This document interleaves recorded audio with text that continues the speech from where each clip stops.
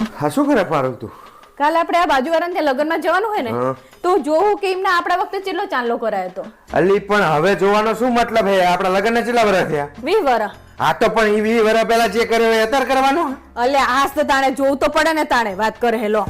અલી મારા બાપ મોંઘવારી કેટલી વધી હી તો જો તું. આમ જો કેટલો ચાંદલો કરે આમ જો. કેટલો કર્યો? 51 રૂપિયા.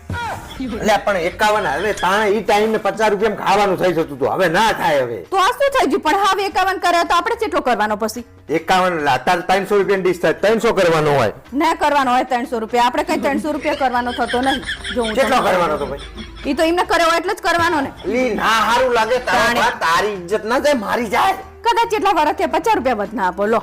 અલી પણ 100 રૂપિયા હતા કોઈ તારો ભાઈ નહીં કરાવતા હવે. અને આમ જો પાંચમાં તો 5 રૂપિયા લખાયેલા છે આમ જો. મારા બાપ તું છેલ્લા 20 વર્ષ જૂની વાતો કરી રહી છે, શું લોહી પીવે યાર.